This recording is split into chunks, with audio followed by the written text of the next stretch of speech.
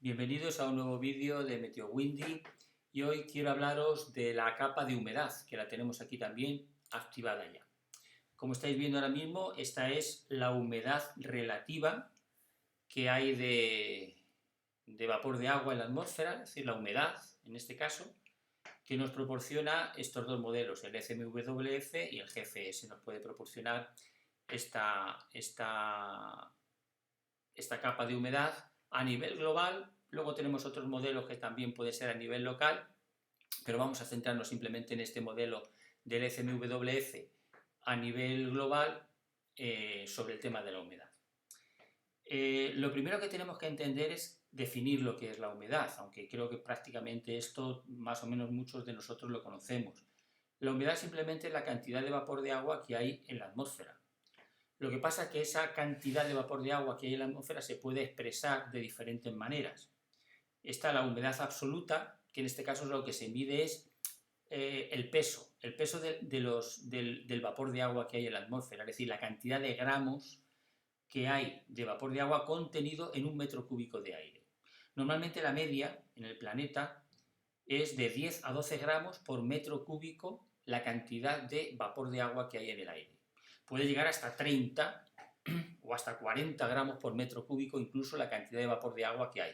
Y cuando se utiliza esa fórmula de gramos por metro cúbico, se está refiriendo a, recordad, humedad absoluta. Luego está la humedad específica, que se expresa en gramos de vapor de agua contenido en un kilo de aire húmedo.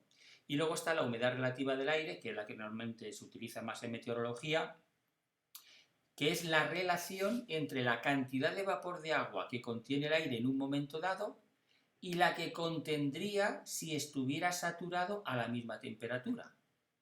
Es decir, simplemente lo que, por ejemplo, ahora mismo estamos viendo aquí en España, hay un 52% de humedad, hoy 20 de abril a la 1 de la tarde. Lo que nos indica simplemente es que el aire que hay más o menos ahora mismo en esta localidad, en esta zona que tenemos señalada, pues hay un 51% de humedad. Es decir, podría haber todavía un 49% más de humedad. Es decir, podríamos decir que en esa masa de aire que hay en esa localidad todavía cabe o se puede meter más vapor de agua. Mientras que, por ejemplo, si nos vamos, pues ahora mismo a la zona de Estados Unidos, aquí, pues mirad, aquí hay un 100%, es decir, aquí en esa localidad ahora mismo el aire está totalmente ya saturado de vapor de agua, por lo tanto ya no podemos meter más vapor de agua.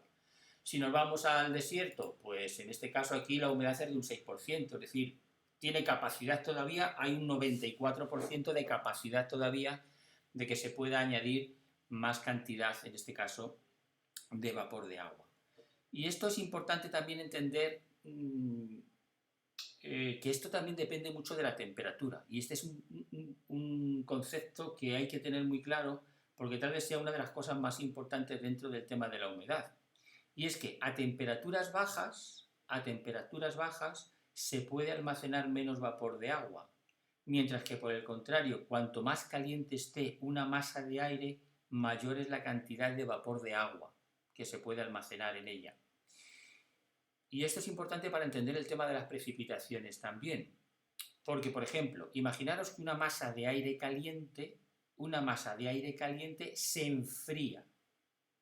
Vamos a ver un ejemplo. Mirad, aquí tenemos ahora mismo la zona de Estados Unidos. Hemos hecho unos vídeos ayer o hoy, creo también, sobre las tormentas que se estaban produciendo en esta zona de Estados Unidos.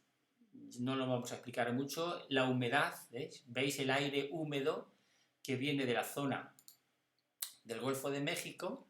Este aire húmedo y cálido, pues evidentemente es la que está provocando toda esta cantidad ahora mismo de tormentas que se observan en esta zona. Ahí las tenéis, las tormentas. Pues bien, ¿por qué se producen estas tormentas? Pues imaginaros, aire cálido, húmedo, que empieza a ascender con mucho vapor de agua. Bueno, de hecho habéis visto que estábamos a 99% de humedad en esta zona, ¿no? 99% de humedad.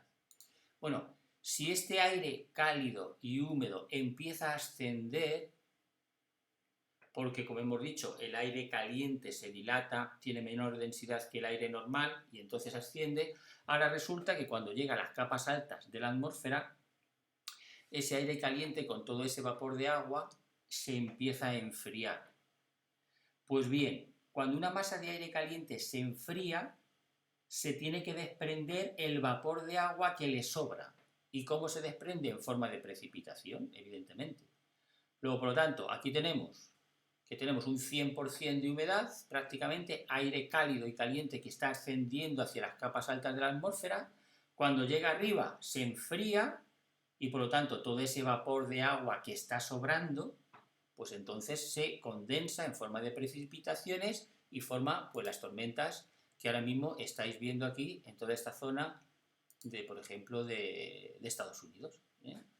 Luego, por lo tanto, esto nos indica algo muy importante también, o muy sencillo en este caso de valorar, y es que en las zonas, como vais a ver aquí en el mapa, en las zonas donde nosotros veamos más humedad, pues es la zona donde normalmente es la más propensa a que haya precipitaciones. Es decir, ¿dónde hay ahora mismo más precipitaciones en todo el planeta? Pues en la zona de Estados Unidos, por ejemplo, en esta zona del este de Estados Unidos, la zona del Amazonas, las zonas ecuatoriales, esta zona de aquí también ecuatorial.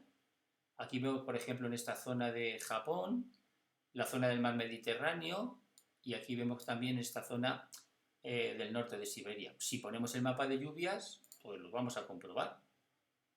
En el mapa de lluvia, pues vemos que en efecto, ¿verdad? La zona de Estados Unidos, la zona del Amazonas, toda la zona ecuatorial, toda esta zona ecuatorial, como hemos dicho, la zona esta de Japón y la zona norte que veis aquí de la zona de Siberia. Es decir, normalmente no suele fallar. Donde haya más humedad, siempre vamos a encontrar normalmente más precipitaciones. ¿Y dónde hay menos precipitaciones en este momento a la 1 de la tarde? Pues es evidente. Toda la zona del desierto de África, de Arabia, ahora mismo en la India, en esta zona de China, toda la zona del centro de Europa, si observáis, es donde hay menos precipitaciones. Y bueno, pues lo podemos comprobar fácilmente. Vamos al mapa de lluvias y observamos que en efecto en Europa prácticamente no hay nada de nubes ni precipitaciones. La zona totalmente del desierto tampoco, y así sucesivamente vamos viendo que en efecto pues esto se cumple de forma sistemática. Por lo tanto, tenemos que entender, que tener en cuenta con relación a este tema, que siempre las zonas ecuatoriales, aunque ahí el aire es muy caliente y admite mucha humedad, pero siempre hay mucho vapor de agua. Mientras que estas zonas que están al norte y al sur de la zona ecuatorial, que es la zona claramente de los desiertos, aquí siempre la humedad es muy escasa. Luego tenemos que tener en cuenta también que, como hemos dicho antes, la humedad depende un poco de la temperatura. Es decir, por lo tanto, los valores máximos de humedad relativa suelen alcanzarse siempre hacia la salida del sol, es decir, cuando amanece. Mientras que los valores mínimos de tanto por ciento de humedad relativa del aire se alcanzan siempre después del mediodía, cuando las temperaturas alcanzan los valores máximos. Es decir, ahora mismo, por ejemplo, que estamos a la 1 aproximadamente de la tarde aquí en la zona de Europa, zona de España, pues vemos como en la zona de América, si os estáis observando, hay bastante humedad en toda esta zona y en la zona del Amazonas. Pero ¿qué pasa si avanzamos la línea del tiempo y llegamos, por ejemplo, vamos a suponer ya a las 11 de la noche aquí? Pues evidentemente aquí, como veis, ha aumentado la humedad porque ya la radiación solar es menor y por lo tanto no hay tanta evaporación, mientras que por el contrario la humedad que había aquí en esta zona ha disminuido. Ha disminuido porque ahora están en pleno día o estarán en pleno día. Luego, por lo tanto, siempre vamos a encontrar más humedad, recordad, siempre vamos a encontrar más humedad al principio del día, así cuando amanece, porque es cuando las temperaturas son más bajas. Y siempre vamos a encontrar menos humedad, pues prácticamente a partir de las 12, las 3 de la tarde, que es cuando más radiación solar existe.